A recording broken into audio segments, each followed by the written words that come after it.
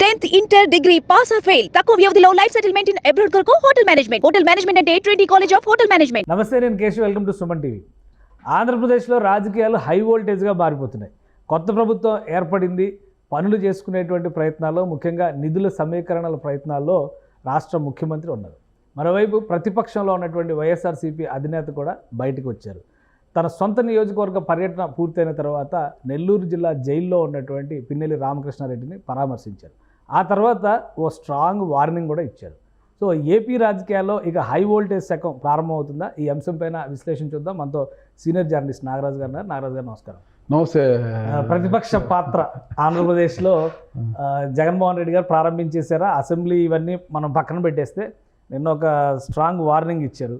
పద్ధతి మార్చుకోకపోతే ఇది చెప్పడం కాదు, వార్నింగ్ అని కూడా చెప్పారు. సో ఆ తరహా పాత్ర మొదలైనట్టేనా? ఖచ్చితంగా. ఎందుకంటే ప్రతిపక్ష పాత్ర అసెంబ్లీలో, చట్టసభలో లేకపోయినా బయట అయితే పోషించాలని చూస్తున్నారు. అంటే ఆ ప్రతిపక్ష పాత్ర పోషించేటప్పుడు రైట్ వేలో పోషిస్తే బాగుంటుందనేది అందరి అభిప్రాయం, నా అభిప్రాయం కూడా. ఒక సీనియర్ జర్నలిస్ట్ నా అభిప్రాయం కూడా ఒక రైట్ వేలో పాటించాలంటే. ఇప్పుడు పిన్నెల్లి రామకృష్ణారెడ్డి గారు ఆయన పార్టీ తరఫున 4 సార్లు ఎమ్మెల్యే, గతంలో కాంగ్రెస్ పార్టీ నుంచి గెలిచారు. ఆ తర్వాత వైఎస్ఆర్ కాంగ్రెస్ పార్టీ ఆవిర్భావంతో పార్టీలోకి వచ్చిన ఉప ఎన్నికల్లో గెలిచాడు. మళ్ళీ 2014-19 ఎన్నికల్లో గెలుచుకొచ్చాడు. ఒకసారి కాంగ్రెస్ పార్టీ నుంచి గెలిచాడు, 3 సార్లు వైసీపీ. వాళ్ళ పార్టీ ఒక మాజీ ఎమ్మెల్యే ఆయన అరెస్ట్ చేశారు. వెళ్ళి పరామర్శించాల్సిన బాధ్యత వైఎస్ జగన్మోహన్ రెడ్డి గారికి ఉంది. ఆయన కోసం హెలికాప్టర్లో అది పెద్ద వాళ్ళ వ్యక్తిగతం, అదంతా మనం విమర్శించాల్సిన అవసరం లేదు. నువ్వు పరామర్శించి బయటికి వచ్చిన తరువాత అంటే పిన్నెల్లి చాలా మంచోడు, 2009లో గెలిచాడు, 11లో గెలిచాడు, 14లో గెలిచాడు, 19లో గెలిచాడు. ఇన్నిసార్లు గెలిచిన వ్యక్తి మంచోడు, ఇతన్ని తీసుకొచ్చి జైల్లో పెట్టారని చెప్పడం ఎంతవరకు కరెక్ట్? అది సరే, మీకు మీ పార్టీకి పిన్నెల్లి గారు మంచోడు కావచ్చు. ఇప్పుడు నాకు కూడా చెడ్డోడు కాదు పిన్నెల్లి రామకృష్ణారెడ్డి గారు, అట్లా మంచోడు అని నేను చెప్పలేదు. నాకు సంబంధించిన విషయం నా నియోజకవర్గం కాదు, మాది అనంతపురం జిల్లా మాది. నేను చెప్పేది ఏంటంటే, పిన్నెల్లి రామకృష్ణారెడ్డి గారు ఎలక్షన్స్ ముందు అక్కడ ఏం చేశారు అనేది అందరూ తెలుసు. ఒక సీఎం మీద హత్యాయత్నం చేశారని కూడా కేసు కూడా నమోదైంది. ఆవేశముతో అక్కడ ఏదో తప్పు జరిగిపోతుందని ఆవేశముతో వెళ్ళి ఈవీఎంని పగలగొట్టాడు అని జగన్మోహన్ రెడ్డి గారు అంటున్నారు. అది ఎలా చెప్తారు అసలు? జగన్మోహన్ రెడ్డి గారు అసలు ఒక రాష్ట్ర ముఖ్యమంత్రిగా పనిచేసిన వ్యక్తి, ఒక పార్టీ అధినాయకుడు, ఆయన ఎలా చెప్తారు అసలు? అది అంటే ప్రజాస్వామ్యాన్ని మనం అపహాస్యం చేసినట్లు కదా. ప్రజాస్వామ్యంలో ఎన్నికలు అనేవి చాలా కీలకమైనవి, చాలా ముఖ్య భూమికి పోషిస్తాయి. ఆ ఎన్నికలను ఒక ప్రజాప్రతినిధిగా ఉన్న వ్యక్తి, అప్పటివరకు ఆయన సిట్టింగ్ ఎమ్మెల్యే కదా, ఆయన గౌరవించాలి. నిజంగా తప్పు చేసి ఉంటే, తప్పు జరుగుతుంటే, తప్పు జరిగి ఉంటే ఎలక్షన్ కమిషన్కి నువ్వు ఫిర్యాదు చేయాలి, పోరాటం చేయాలి. అంతేగాని నువ్వు వెళ్ళి నేరుగా ఎలా ఈవీఎంను పగలగొడతావు? నువ్వు భారతదేశ చరిత్రలో ఎక్కడ చూసాం ఇంతవరకు రాజకీయ వ్యవస్థలో? ఒక పార్టీ నాయకుడిగా జగన్మోహన్ రెడ్డి గారు రియాక్ట్ అయ్యారు అనుకోవాలా, లేదంటే నిజంగానే ప్రజాస్వామ్యం పట్ల, విలువల పట్ల ఒక గౌరవంతో ఆయన రియాక్ట్ అయ్యారు అనుకోవాలి? ఎందుకంటే కేసు పెట్టిన విధానం అంతా కూడా కక్షపూరితంగా జరుగుతుంది. దాడులు, రాష్ట్ర వ్యాప్తంగా దాడులు జరుగుతున్నాయి, మేము తలుచుకుంటే అనేటువంటి పాయింట్ కూడా ఆయన మాట్లాడారు. ఓకే. సో రిటార్ట్ స్టార్ట్ అవుతుంది. అది స్టార్ట్ అయితే ఇంకా సీరియస్గా ఉంటుంది అని ఒక హెచ్చరిక చేశారు. సో ఇది పార్టీలో ఒక మనోనిబ్బరాన్ని నింపేది. ఎందుకంటే 11 సీట్లకు పరిమితమైనటువంటి నేపథ్యంలో క్యాడర్లో కానీ, నాయకత్వంలో కానీ ఉత్సాహం నింపడం కోసం తన పార్టీ నాయకులను జైల్లో పెడితే మా అధినేత అండగా ఉన్నారనేటువంటి సంకేతం కోసం మాట్లాడిన మాటలుగానే చూడొచ్చా, లేదా ఇది ఇంకా రాజకీయాల్లో ప్రత్యేకమైనటువంటి అంశంగా ఉంటాయి? ఇది గొడవలకు ప్రేరేపితమయ్యే సబ్జెక్టులు అండి ఇవన్నీ కూడా. అప్పుడు జగన్మోహన్ రెడ్డి గారు ఏం చేయాలి? ఒక పార్టీ నాయకుడుగా ఆయన స్పందించిన తీరును మనం ఓకే చేయవచ్చు, కానీ ఇది మనం ప్రేరేపితం చేయకూడదు కదా. ఇప్పుడు నిజంగా పిన్నెల్లి రామకృష్ణారెడ్డి గారు తప్పు చేయలేదు అని చెప్తే కోర్టు చూసుకుంటుంది. అది 307 కేసు విషయంలో అయితే, ఈవీఎంస్ ధ్వంసం విషయంలో చట్టం చూసుకుంటుంది, అంత కోర్టు చూసుకుంటుంది. నిజంగా ఆయన తప్పు చేయలేదని పెడితే శిక్ష నుంచి ఆయన బయటికి పడతాడు. అప్పుడు నువ్వు పోరాటం చేయవచ్చు ఆయనను ఇబ్బంది పెట్టారని. ఇంకా ఆయన నిందితుడిగా ఉన్నారు, ఆయన జైలుకి వెళ్ళి ఉన్నారు, ఇంకా కేసులు ఆయన మీద ఉన్నాయి. అప్పుడే ఎలా చేస్తావు? ఇంకా అయిపోలేదు. టీడీపీ కార్యకర్తల మీద కూడా చర్యలు ఉంటాయి, చర్యలు తప్పవు అంటుంటే ఏం చేస్తున్నావు? అంటే భవిష్యత్తులో మేము మళ్ళీ అధికారంలోకి వచ్చి ఈ విధంగా మేము చేస్తాము, గతంలో మీరు అలా చేశారు కాబట్టి ఈరోజు ప్రతిపక్షంలో కూడా లేరు. మీరు చెప్పాలంటే బయట మాత్రమే ప్రతిపక్షం. జగన్మోహన్ రెడ్డి గారు చట్టసభలకు వెళ్ళేసరికి ఆయన ప్రతిపక్ష స్థానం కూడా లేదు ఆయనకు. ఒక ఎమ్మెల్యే మాత్రమే ఆయన, మాజీ ముఖ్యమంత్రి, అసెంబ్లీలో ఒక ఎమ్మెల్యే మాత్రమే ఆయన. అందరికీ ఉన్న వసతులు ఆయనకు కూడా ఉంటాయి, ప్రత్యేకంగా ఏమి ఉండదు ఆయన అసెంబ్లీలో. అలాంటి వ్యక్తి అంటే అలాంటి మాట్లాడడం కరెక్ట్. చట్టపరంగా మేము పోరాటం చేస్తాం, ఓకేనా, చట్టపరంగా మేము ముందుకు వెళ్తాం, పిన్నెల్లిని నిర్దోషిగా బయటికి అలాంటి వ్యాఖ్యలు చేయొచ్చు. అంటే అలాంటి వ్యాఖ్యలతో క్యాడర్కి నేను అండగా ఉన్నా, ఏమి జరిగినా చట్టపరంగానే నేను ముందుకు వెళ్తాను, ఎంతవరకైనా పోరాటం చేస్తానని చెప్పొచ్చు. కానీ అంటే దాడులు ఉంటాయి, దాడులకు ప్రతి దాడులు పరిష్కారం కాదు కదా. అంటే ఎక్కువ ఎమోషనలైజ్ అవుతున్నారా జగన్మోహన్ రెడ్డి? ఎందుకంటే ఆయన మాట్లాడిన విధానం అన్ని రోజులు మీవి కాదు. ఇప్పుడు ఇక్కడ జగన్మోహన్ రెడ్డి గారు ఏం చేశారంటే ప్రజలను ఇప్పటికీ నమ్మించాలనే ధోరణిలో పోతున్నారు అనేది అయితే నేను చెప్పుకుంటాను. ఎందుకంటే గతంలో అసెంబ్లీలో జగన్మోహన్ రెడ్డి గారు ఒక మాట అన్నారు, నేను కన్నెర్ర చేస్తే నీకు ప్రతిపక్ష హోదా కూడా ఉండదని చంద్రబాబు నాయుడు గారు అన్నారు. మళ్ళీ ఈరోజు ఆయన ఏం చేశారు, లేఖ రాశారు స్పీకర్కి, నాకు ప్రతిపక్ష హోదా ఇవ్వండి, మీరు ఈ నిబంధనలు పెట్టుకున్నారు, నిర్దిష్టంగా అసెంబ్లీలో ఇంతమంది స్థానాలకు ఇంతమంది ఉండాలి అనేది అయితే ఎక్కడ లేదు, ఎక్కడ పొందుపరచదు, మీరు నన్ను కక్ష సాధింపు ధోరణిలాగా చేశారు, మంత్రుల తర్వాత నాతో ప్రమాణ స్వీకారం చేయించడం కూడా నన్ను అణచివేసే ధోరణి, ఇదంతా కక్ష సాధింపు, ఇది నాకు చాలా బాధ కలిగించినట్టు మాట్లాడటం. గతంలో ఆయనే అన్నారు అసెంబ్లీలో, నేను కన్నెర చేస్తే నీకు ప్రతిపక్ష హోదా ఉండదని. అప్పుడు ఏ సంఖ్య ఆధారంగా ఆయన అన్నారనేది అందరూ ఆలోచిస్తున్నారు కదా. ఇప్పుడు ఏంటి, మళ్ళీ ఆయన లేఖ రాయడం వల్ల అసలు ఒక సక్సెస్ బిజినెస్ మ్యాన్ ఆయన జగన్మోహన్ రెడ్డి గారు అంటే అందరికీ బిజినెస్లో చాలా స్ఫూర్తి అనుకుంటుంటారు అందరూ కూడా, చాలా సక్సెస్ బిజినెస్ మ్యాన్ అనేది. ఒక ముఖ్యమంత్రిగా చేసిన వ్యక్తి ఎలా రాస్తారు అలా ఆలోచన, ఎవరు ఎవరైనా మిస్లీడ్ చేస్తున్నారా? ఎందుకంటే ప్రధాన ప్రతిపక్షం అనే దాని మీద ఎక్కడ రూల్స్ లేవు, గైడ్ లైన్స్ లేవు, ఏమీ లేవు అని. కానీ అంతా చూస్తే లోక్సభ దగ్గర అన్ని చోట్ల ప్రధాన ప్రతిపక్ష హోదాకి 10% సీట్స్ ఉండాల్సింది మ్యాండేటరీ చేసినవి చాలా రూల్ బుక్స్ అన్ని చెప్తున్నాయి. మనకు 175లో 17.5 మనం అనుకుంటే 18 సీట్స్ మనకు రావాలి, ప్రతిపక్ష హోదా రావాలంటే. ఇప్పుడు ఒకటి మిస్లీడ్ చేస్తున్నారంటారు, మీరు సీనియర్ జర్నలిస్ట్ అండి, నేను వచ్చి ఏదో ఒక ఇంటర్వ్యూ పరంగా క్వశ్చన్ పరంగా మిమ్మల్ని కొన్ని ప్రశ్నలు మీకు సంధిస్తాను, కేశవ్ గారు ఇవ్వడగండి అవడగండి ఇలా చేస్తే బాగుంటుందని అడుగుతాను. మీరు ఒకసారి ఆలోచించారా అండి, నాగరాజ్ చెప్పింది కరెక్టా వాస్తవం? నేను ప్రశ్న అంటారండి, ఇప్పుడు ఆయన రాసిన లెటర్లో సరే రూల్ పొజిషన్ సంగతి పక్కన పెడదాం, పర్వతనేని ఉపేంద్ర ప్రతిపక్ష నేత హోదా పొందారు అని రాశారు. అసలు ఆ టైంలో ఆయన లోక్సభలోనే లేరు పర్వతనేని ఉపేంద్ర. అంటే ఇవి కనీసం మినిమం ఫ్యాక్చువల్ ఎర్రర్స్ని చెక్ చేసుకోకుండా ఆయన టీం వర్క్ చేస్తుందా, ఆయన వర్క్ చేస్తున్నారా, వీటిని బట్టి ఆయన ఎమోషనలైజ్ అవుతున్నారు. ఆయన వెనకాల ఉండే టీం అండి, ఆ టీము మోటివేట్ చేస్తుంది, దానికి ఎమోషన్ ఆయన ముందుకు వెళ్తున్నారు. ఒకసారి ఆలోచించుకోవాలి అసలు ఏం చేస్తున్నాం, ఏం కథ. మనం అసలు రాజశేఖర్ రెడ్డి గారి యొక్క కుమారుడుగా ఆయన రాజకీయ పరిణితి ముందు ఈయన ఒకసారి ఆలోచించుకోవాలి, నాన్న ఎలా చేసేవారు, నేను ఎలా చేస్తున్నాను అంటే.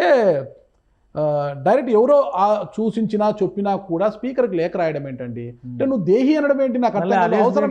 మీరే నన్ను చంపేస్తారని నేను ఒక్కటే విషయం చెప్పబోతున్నా, నేను అసెంబ్లీలో ప్రజల పక్షాన్ని నిలబడాలి, ప్రజల కోసం పోరాటం చేయాలంటే నాకు ప్రతిపక్ష హోదా కావాలి అంటున్నారు. ఒకటే అడుగుతున్నాను, పవన్ కళ్యాణ్ గారికి 2019 నుంచి 24 వరకు ఏ హోదా ఉందని ఆయన కొట్లాడారు చెప్పండి మీరు? ఆయన ఒక ఎమ్మెల్యే కూడా కాదు, ప్రతిపక్ష హోదా ఉన్న ఒక ఎమ్మెల్యేని వాళ్ళు తీసేసుకున్నారు.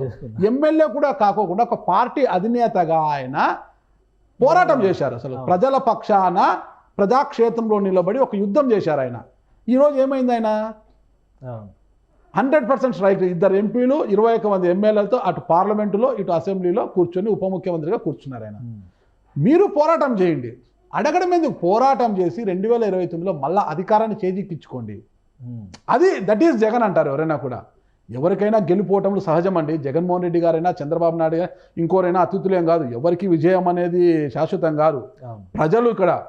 ప్రజలు ఎప్పుడు ఏ నిర్ణయం తీసుకుంటారో మనకు తెలియదు. 2029లో వాళ్ళ నిర్ణయం ఎలా ఉంటుందో మనం చెప్పలేము ఇప్పుడు. ఓకే, 2024లోనే ప్రజా నాడి దొరక్క సర్వే ఏజెన్సీలన్నీ తికమక పట్టిపోయి ఎవరికి తోచింది వాళ్ళు చెప్పారు, ఎవరు ఒకరి కరెక్ట్ అయిపోయింది, కరెక్ట్ అయిన వాళ్ళందరూ హీరోలు అయిపోయింది. అంతే, ఈరోజు అదే జరిగింది అనమాట.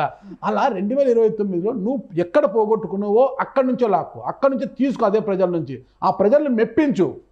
కానీ ఒకటి అంటే ఇప్పుడు పిన్నెల రామకృష్ణారెడ్డి ఆల్రెడీ అరెస్ట్ అయ్యారు. అలానే తెలుగుదేశం పార్టీ ఆఫీసు పైన దాడికి సంబంధించి దేవినేని అవినాష్, లేళ్ల అప్పిరెడ్డి, జోగి రమేష్, చంద్రబాబు నాయుడు గారి ఇంటిపైన దాడికి సంబంధించి వాళ్ళంతా ఒక లిస్ట్ తయారవుతుంది.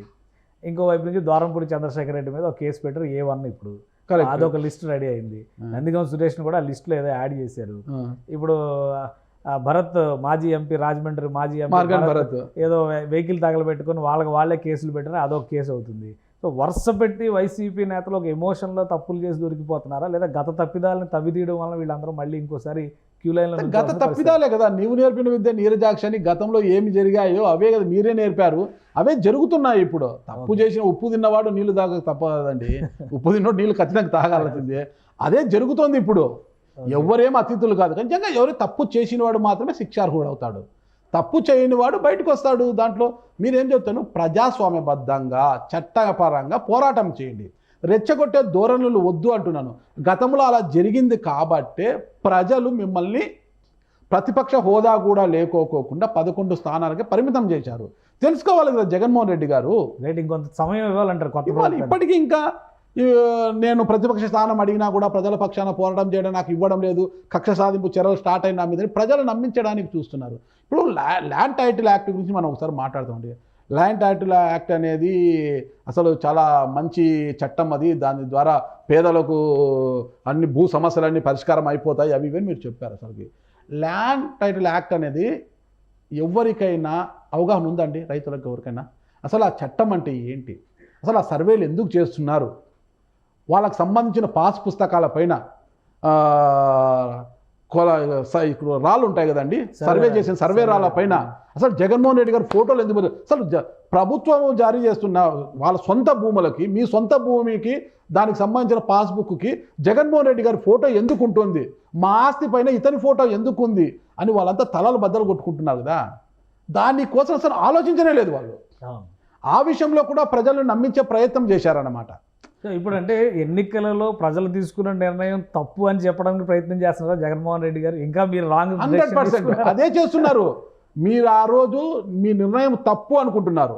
ఇంకోటి ఏంటి, మళ్ళా ఒకటి అన్నారు మొన్న జగన్మోహన్ రెడ్డి గారు, నేను ఫలితాలను చూసిన తర్వాత ఇది రైటో రాంగో నాకు తెలియదు కానీ ఒక పత్రికలో చదివాను, అలా అనుకుంటానంట, హిమాలయాలకు వెళ్ళిపోవాలనుకున్నాను, 40% ఓట్ బ్యాంకును చూసి నేను ఇంకా నా ఓటు నాకే ఉంది కదా అని ఆగిపోయాను, 40% మంది మన వైపు ఉన్నారని. ఇక్కడ ఒకటే జగన్మోహన్ రెడ్డి గారు ఆలోచించాల్సింది. ఇక్కడ 40% ఏం కిరీటం కాదు కదా. 2019లో తెలుగుదేశం పార్టీ ఓడిపోయినప్పుడు కూడా చంద్రబాబు నాయుడు గారి పార్టీకి 39.3% వచ్చింది. అప్పుడు కూడా నువ్వు ఎందుకు పనికిరావు బయటికి పో అని చెప్పి మాట్లాడారు కదా అసెంబ్లీలోనే. సో ఈ 40% 0.5% ఏదో తేడా ఉంది జగన్మోహన్ రెడ్డి గారు. అదే చెప్తున్నా, 40% ఓటింగ్ అనేది జగన్మోహన్ రెడ్డి గారు చూస్తున్నారు. ఇక్కడ ఎన్నికలు జరిగింది కూటమి వర్సెస్ వైసీపీ, 2 పార్టీలు అండి. ఈ పార్టీని వద్దనుకున్న ప్రతి ఒక్కరు నీకొచ్చారు అంటే అది నువ్వు కాకుండా జగన్మోహన్ రెడ్డి కాకుండా ఎవరు ఉన్నా కూడా అక్కడ ఆ శాతం వచ్చేది. అంతెందుకండి, కాంగ్రెస్ పార్టీ 2019 ఎన్నికల్లో చూసి ఈసారి పుంజుకుంది కొంత. కాంగ్రెస్ పార్టీకి వాళ్ళ అధినాయకత్వము 1000 కోట్లు 2000 కోట్లు ఇక్కడ ఫండ్ ఇచ్చి ఎన్నికలలోకి దింపి ఉండింటే గిన వాళ్ళు కూడా దాదాపు ఒక 20% ఓట్లు తెచ్చుకునేవాళ్ళు. డబ్బులు ఖర్చు పెట్టలేదు, వాళ్ళతో డబ్బు లేదు, కేంద్రం నుంచి డబ్బులు, వాళ్ళ పార్టీ నుంచి డబ్బులు రాలేదు. షర్మిలమ్మ గారు ఏదో అలా తిరిగారు కాబట్టి వాళ్ళకి 2.6 ఎంతో వాళ్ళకు ఓటు శాతం వచ్చింది. పోయినసారి 0.కు పడిపోయింది 2.6. అదే 1000-2000 కోట్లు పెట్టి ఉంటే ఖచ్చితంగా 20% పైగా కాంగ్రెస్ పార్టీకి కూడా ఓట్లు వచ్చాయి. ఇప్పుడు కాంగ్రెస్ పార్టీ ఎలాగో లేదాడా, కూటమి వర్సెస్ వైసీపీ అన్నప్పుడు కూటమిని కాదనుకున్న వరకు నీ వైపు వచ్చారు అంతవరకే. కానీ 40% మంది నా వైపు మీరు చెప్పినట్టు అలా విశ్లేషణ చూస్తే 2019 ఎన్నికల్లో 5 పార్టీలు పోటీ చేసినాయి. అంతే 5 పార్టీల్లో ఎదుర్కొని చంద్రబాబు నాయుడు 39.3% తెచ్చుకున్నాడంటే అది ఇంకా గ్రేట్ కదా. అలా చూసినప్పుడు ఆ పర్సంటేజ్ ఇంకా ఎక్కువ, ఆ పర్సంటేజ్ వాల్యూ కూడా ఇంకా ఎక్కువ. సో 40% ఉంది కాబట్టి నేను ప్రజల కోసం నిలబడ్డారనే వాదన నిలబడే వాదన కాదు. అది కరెక్టే కదా. ఇప్పుడు జగన్మోహన్ రెడ్డి గారు ఇంకొక తప్పు చేశారంటే, నా మైనార్టీలు, నా ఎస్సీలు, నా ఏబీసీలు అన్నారు కదా. ఇక్కడ మైనార్టీలు నిన్ను సరిగ్గా నమ్మలేదు, నీ సొంత సామాజిక వర్గం రెడ్డి గారు నిన్ను సరిగ్గా నమ్మలేదు. ఇప్పుడు జగన్మోహన్ రెడ్డి గారు కేంద్రంలో బీజేపీతో బయట నుంచి అంట కాగుతూనే నాకు బీజేపీకి సంబంధం లేదు, నాకు బీజేపీకి సంబంధం లేదు. నువ్వు ఒకవేళ బీజేపీతో ఉండినా మైనార్టీని నీ వైపు నిలబడతాను నమ్మే. సరే, ఈరోజు టీడీపీ నమ్మలేదా కేంద్రం బీజేపీతో పొత్తు అంటే?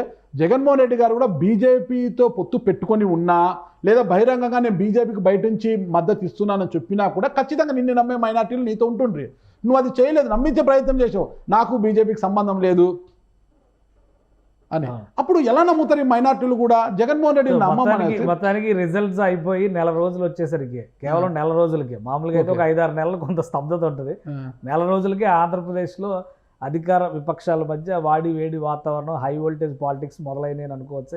100% కదా. ఒకవైపు ఈ ప్రస్తుత అధికార పక్షం ఏం చేస్తుంది, నిధుల సమీకరణ కోసము, ఇచ్చిన హామీలను నెరవేర్చుకోవడము కోసము ఢిల్లీ పెద్దలపైన ఒత్తిడి తీసుకువచ్చి ఇచ్చిన హామీలను నిలబెట్టుకోవాలా, 2029లో ఎలాంటి ఇబ్బందులు లేకుండా గట్టెక్కిపోవాలనేది అయితే వాళ్ళు ఇప్పటి నుంచో ముందుకు పోతున్నారు. ముఖ్యంగా పవన్ కళ్యాణ్ గారు ఏదైతే ప్రజాక్షేత్రంలో ప్రజలకు హామీ ఇచ్చారో దాన్ని అమలు చేసే విధంలో కొంత ఒత్తిడి అయితే తీసుకొస్తున్నారు చంద్రబాబు నాయుడు గారి మీద. వారు ఆ పక్షంలో ఉంటే చట్టానికి ఫ్రీడమ్ ఇచ్చేశారు. ఇక్కడ చట్టం తన పని తాను చేసుకుపోతుంది.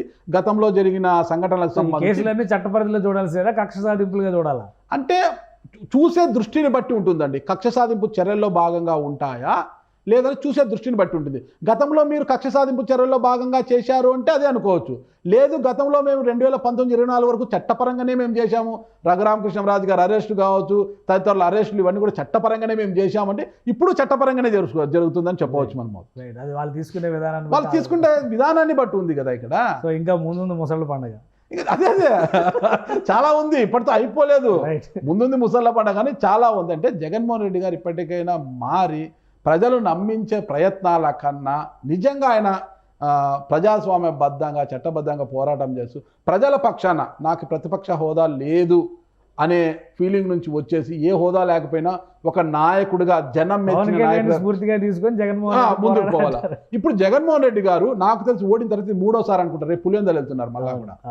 అంటే ముఖ్యమంత్రిగా ఉన్నప్పుడు ఒక క్రిస్మస్కి వైఎస్ రాజశేఖర్ వర్ధంతి జయంతికి తప్పితే ఏ రోజు ఆయన పులివెందులకు వెళ్ళేవారు కాదు, వెళ్ళలేదు కూడా నాకు తెలిసి. ఇప్పుడు ఓడిన తర్వాత 3వసారి పోతున్నారు. అంటే తత్వం ఇప్పుడు బోధపడిందా జగన్మోహన్ రెడ్డి గారికి? అంటే ఇదే పులివెందుల్లో గతంలో 90,000 పైచులకు మెజార్టీ వస్తే ఈసారి మీకు 60,000 మాత్రమే మెజార్టీ వచ్చింది. అంటే 30,000 మెజార్టీ నీకు పడిపోయిన తర్వాత కానీ నియోజకవర్గానికి నేను వెళ్ళాలి అన్న ఆలోచన ఇప్పుడు వచ్చింది జగన్మోహన్ రెడ్డి గారికి. అదే అప్పటి నుంచి చేస్తుంటే నీ మెజార్టీ తగ్గేది కాదు కదా. పులివెందుల ప్రజలు గుండెల్లో పెట్టుకునేవారు కదా. పులివెందులకు చెందిన నీ ఓటర్ నిన్ను కలవాలంటే కూడా ఎన్ని ఇబ్బందులు పడ్డారు. కంటే కుప్పం ఎక్కువ వెళ్ళారు, అంతే కదా. నీ ఓటర్ నిన్ను కలవడానికి కూడా 5 అంచెల వ్యవస్థ దాటి వచ్చి నీ కలిసే పరిస్థితి వచ్చింది కదా. ఆ వ్యవస్థను తప్పించేసి నేరుగా గతంలో రాజశేఖర రెడ్డి గారు ఎలా కలిసేవారో స్వేచ్ఛగా ప్రతి ఒక్కరిని కూడా అలా కలిసి ఉంటే పులివెందుల ప్రజలు ఈ రోజుకి నిన్ను గుండెల్లో పెట్టుకునేవారు కదా. ఎందుకు పట్టించుకోలేదు? సో ఈ తప్పులన్నీ దిద్దుకునేటువంటి అవకాశం ఉందంటారా ఇప్పుడు? అది దిద్దుకోవాలి అంటున్నా. జగన్మోహన్ రెడ్డి గారు నేను దిద్దుకోను, నేను ఇలాగే ఉంటాను అంటే మరి 2029 కూడా ఇష్టండి. ఇప్పుడు చాలామంది అండి తన చుట్టూ ఉన్న వారినే ఆయన నమ్ముతూ వారు ఏమి చెప్తే అదే చేసే పరిస్థితికి వచ్చారనమాట. అంటే ఎవరిని మనము అందలం ఎక్కించాలి, ఎవరు అందలం ఎక్కితే మనకు ప్రయోజనం చేకూరుతుంది అనేది. ఇప్పుడు మనం కర్నూలు జిల్లాలో తీసుకోండి, మనము అసలు ఇక్కడ వీళ్ళకు రాజకీయ భవిష్యత్తు లేదు అనుకున్న వారందరికీ కూడా ఇప్పుడు మళ్ళీ రాజకీయ భవిష్యత్తు వచ్చేసింది. కేఈ కృష్ణమూర్తి ఫ్యామిలీ అయిపోయింది అనుకున్నారు, కేఈ శ్యామ్కి టికెట్ ఇచ్చారు. నెక్స్ట్ జనరేషన్ అంతా కూడా తెలుగుదేశంలో గెలిచారు, ఓకేనా. వైసీపీలో నెక్స్ట్ జనరేషన్ అంతా ఓడిపోయారు. అంతే. ఆళ్ళగడ్డ తీసుకుంటాం, భూమా కుటుంబం మళ్ళా వాళ్ళకి ఊపిరి పోశారు. గంగుల నాని ఇన్ఎఫిషియంట్ అని అది ఇది అనుకొని అది తీసేశారు. మళ్ళీ అఖిలప్రియ గారు ఆడ అయిపోయింది. కోట్ల ఫ్యామిలీకి ఇక రాజకీయ జీవితం మీద అయిపోయింది. సూర్యప్రకాష్ రెడ్డి గారు లేరు, సూర్యప్రకాష్ రెడ్డి గారు ఆడ గెలిచారు. కేఈ ఫ్యామిలీ 2 కుటుంబాలు మనకు కర్నూలు అంటే కేఈ అండ్ కోట్ల గుర్తొస్తుంది. కేఈ కుటుంబం నుంచి మళ్ళా ప్రాతినిధ్యం వస్తుంది. బైరెడ్డి కుటుంబం నుంచి బైరెడ్డి గారు తన కళలను నెరవేర్చి కూతుర్ని పార్లమెంట్కి పంపించి బైరెడ్డి కుటుంబం ఇట్లా. ఇంకో పక్క గౌరు కుటుంబము మాండ్ర శివానందరెడ్డి, ఆయన తన అభ్యర్థిని ఆడ గెలిపించుకుని ఆయన మళ్ళా జెండా పాతగలిగాడు. ఇలా చెప్పుకుంటే విధంగా కర్నూలు జిల్లాలో చాలా ప్రాముఖ్యత కదా ఫ్యామిలీ అన్నీ కూడా టీడీపీ ద్వారా మళ్ళా పునర్వైభవాన్ని తీసుకొస్తున్నారు. మరి కర్నూలు జిల్లాలో వైసీపీ పునర్వైభవం తీసుకురావడానికి ఒక్క నాయకుడు, ఒక్క ఫ్యామిలీ బ్యాక్గ్రౌండ్ నాయకుడు ఎవరున్నారు చెప్పండి మీరు ఇక్కడ? అనంతపురం జిల్లాలో కూడా అంతే కదా. జేసీ కుటుంబం మళ్ళా తెర మీదకి వచ్చింది, పరిటాల కుటుంబం మళ్ళా తెర మీదకి వచ్చింది, పయ్యావల కేశవ్ గారు ఆర్థిక శాఖ మంత్రి. కానీ వైసీపీ నుంచి ఒక్కరిని చెప్పండి. సో రాయలసీమలో కూడా ప్రతికూల పరిస్థితి ఉందంటారా? ఖచ్చితంగా. ఈరోజు నీ సొంత సామాజిక వర్గం ఎవరైతే రెడ్డి ఉన్నారో, రెడ్డి సామాజిక వర్గం చెందిన వారు ఎవరైనా కూడా నేను ఆదరించే పరిస్థితుల్లో ఉన్నారా? ఏ ఒక్కరికి న్యాయం చేశాడు? అసలు మన రెడ్డే కాదు ఇతను అనే పరిస్థితికి వచ్చింది. రైట్. ఇంకా రాబోయే రోజుల్లో ఈ హై వోల్టేజ్ పాలిటిక్స్ ఏపీని హీట్ ఎక్కించేలా కనిపిస్తున్నాయి. ప్రజాక్షేత్రంలోనే జగన్మోహన్ రెడ్డి ఉంటారు అనేటువంటి సంకేతాలు కూడా పార్టీ నాయకులు 100% ఉండాలి కూడా. ఇంకా రాబోయే రోజుల్లో ఇలాంటి యాత్రలు వరుసగా ఉంటాయి అనుకో. ఖచ్చితంగా. మళ్ళా జగన్మోహన్ రెడ్డి గారు మళ్ళా ఒక పాదయాత్ర, ఇంతకుముందు అన్నారు నేను 4,000 కిలోమీటర్లు పాదయాత్ర చేసిన శక్తి ఇంకా నాలుగు ఓపిక నాలో ఇంకా ఉంది అన్నారు. ఒక ఇండికేషన్ ఇచ్చారు. జనానికి ఉండాలి కదా ఓపిక. చెప్పలేం జనానికి ఓపిక ఉంటుందంటే రెండు వైపులా ప్రతి ఒక్కటి కూడా జగన్మోహన్ రెడ్డి గారు ఈ 5 ఏళ్ల పాటు డబ్బునే చూస్తూ వచ్చారు. అంటే నేను డీపీటీ ద్వారా చేశాను కాబట్టి అనంతపురం జిల్లా నుంచి అటు శ్రీకాకుళం వరకు ప్రతి ఒక్క లబ్ధానికి నేను డీపీటీ ద్వారా నేను డబ్బులు వేశాను అని గొప్ప చెప్పుకున్నాను. ఒక వర్గానికి నేను న్యాయం చేశాను, ఇంకొక వర్గాన్ని కూడా నువ్వు అణచివేశాను ఉంది కదా. సో అది ప్రతికూలమైన పరిస్థితి అయింది. విద్యా సంస్థల చైర్మన్లు ఆయన పతనాన్ని కోరుకున్నారు. ఎందుకంటే ఇంగ్లీషు మాధ్యమం అంటూ తెలుగు మాధ్యమం స్కూల్స్ అన్ని మొత్తం నాడు నేడు అనే స్కూల్స్ అనేసి మొత్తం ప్రైవేట్ చంపాలి విద్యాసంస్థల యాజమాన్యాలు వీళ్ళంతా నీ పతనం కోరుకున్నారు. మైనింగ్ వ్యాపారస్తులు నీ పతనాన్ని కోరుకున్నారు. కాంట్రాక్టర్లు నీ పతనాన్ని కోరుకున్నారు. బిల్స్ రాలేదని ఇంకా నడుస్తున్నాయి కదా బిల్స్ ఇప్పటికీ కదండి. వాళ్ళ ప్రభుత్వంలో వాళ్ళకు సంబంధించిన ప్రతిరోజు వాళ్ళకి రావాల్సిన ఆదాయాలు వాళ్ళకు వచ్చినా కూడా భార్యల మెడలోని పుస్తలు అమ్మి మరి పుస్తలు తాకట్టు పెట్టి పుస్తలు అమ్మి మరి కొంతమంది వర్కులు చేసిన వారు బిల్లుల కోసము 5 ఏళ్ల పాటు కార్యాలయం చుట్టూ తిరిగిన బిల్లులు కూడా ఆ కాంట్రాక్టర్లు మీ పతనం కోరుకున్నారు. అసలు మాకు రాజధానే వద్దు మహాప్రభు అన్న విశాఖపట్నానికి బలవంతంగా రాజధాని తీసుకుంటుంటే విశాఖపట్నంలో ప్రతి పౌరుడు ఆయన నాశాన్ని కోరుకున్నారు. అసలుకి అమరావతి రాజధాని పరిధిలో ఉండే నియోజకవర్గాలన్నీ కూడా వైసీపీని ఆదరించి ఓట్లేసి చేస్తే నువ్వేం చేసావు? ఆ వ్యవస్థనే నిర్వీర్యం చేసావు. వ్యవస్థలోకి నువ్వు వెళ్ళాలని చూసి వ్యవస్థలోకి నువ్వు వెళ్ళి దాన్ని బాగు చేయాలి, కానీ ఆ వ్యవస్థనే విచ్ఛిన్నం చేసేసారు. అక్కడ అమరావతి ప్రజలు నీ నాశనం కోరుకున్నారు. ఇంకా ఏ పక్షం ఓడిచింది? ఇక్కడ ఒకటి గమనించాలి మనము. చివరిగా చంద్రబాబు నాయుడికి కష్టం వస్తే 52 రోజుల పాటు జైల్లో ఉండింది. అయితే 53 రోజుల పాటు జైల్లో ఉంటే ఒక్క రామోజీరావు గారి దగ్గర నుంచి రామోజీరావు గారు, ఎన్వి రమణ గారు ఇలా చెప్పుకుంటూ పోతే కమ్మ సామాజిక వర్గంతో పాటు అన్ని సామాజిక వర్గం నుంచి ఎంతోమంది ఆయనకు అండగా నిలబడ్డారు, చేయి అందించారు. మీరు గమనించుంటారు. జగన్మోహన్ రెడ్డి గారి ఓటమి తర్వాత ఈ నెల రోజుల్లో ఆయనకు అండగా ఏ వర్గమైనా నిలబడిందా? ఆయన 10 మంది ఎమ్మెల్యేలు నిలబడ్డారు కదా. అంత తప్పితే ఏ వర్గమైనా ఆయన వెంట నిలబడిందా? అదే చంద్రబాబు నాయుడు గారికి కష్టం వస్తే ఎంతమంది కథలు వచ్చారు అసలుకి చూసాం కదా మనము. కేంద్రం నుంచి ఢిల్లీ నుంచి గల్లీ వరకు ప్రతి ఒక్కరు అండగా నిలబడ్డారు. ప్రతి ఒక్కరు ఆయనకు సపోర్ట్ చేశారు. అదే కదా ఈరోజు ఆయనను విజయ తీరాన్ని నడిపించింది. జగన్మోహన్ రెడ్డి గారు ఈరోజు కష్టాల్లో ఉన్నారు. ఓడిపోయి అది కోర తెచ్చుకున్న కష్టం అనేటువంటి విమర్శ కూడా వస్తుంది. ఖచ్చితంగా ఈరోజు మీ వెంట ఎవరు లేరు.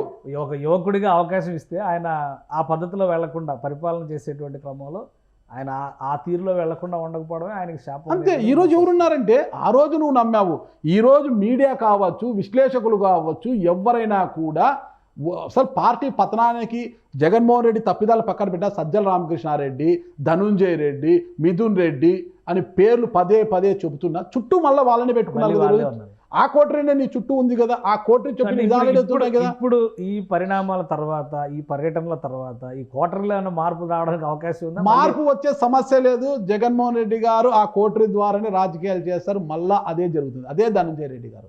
సో మళ్ళీ అదే టీము అదే వ్యవస్థతో అంతే. అదే వ్యవస్థతోనే ముందుకు వస్తాము. అదే వ్యవస్థతోనే మళ్ళీ రాజకీయ అధికారాన్ని చేయించుకుంటామంటున్నారు. కానీ ప్రజలు చూడాలి, ప్రజలు నమ్మాలి. నేను మీటర్ నొక్కుతాను, నాకు ఓట్లు ఏంటంటే కుదరదు కదా. ఒక వర్గానికి న్యాయం చేసిన మీరు మరో వర్గానికి గొంతు కోసారు. ఆ వర్గం అంతా కూడా ఏకమయ్యి మిమ్మల్ని రెడ్డి సామాజిక వర్గం మిమ్మల్ని గుండెల్లో పెట్టుకొని అధికారంలోకి తీసుకొచ్చిందో, రాయలసీమలో ఆ రెడ్డి సామాజిక వర్గమే ఈరోజు మిమ్మల్ని ఏ స్థాయికి తీసుకెళ్ళిందో చూశాం కదా. టఫ్ టైం ఉంది అయితే జగన్మోహన్ రెడ్డి గారికి రాబోయేటువంటి 100% టఫ్ టైము. మరి ఈ టఫ్ టైం నుంచి ఆయన ఎలా బయటపడతారు? ఆయన ఆలోచన విధానాన్ని మార్చుకుంటారా లేదా? ఇదే విధమైన ఇదే రకమైన ఆలోచనతో ముందుకు వెళ్తారా లేదా అని చూస్తే, అయితే ఆయన ఆలోచన విధానాన్ని మార్చుకొని ప్రజాక్షేత్రంలో మరో పవన్ కళ్యాణ్ లాగా పోరాటం చేస్తే మాత్రము భవిష్యత్తులో అధికారం ఉంటుంది. లేని పక్షంలో పోరాటాలు. థ్యాంక్ యూ కేశవ్ గారు.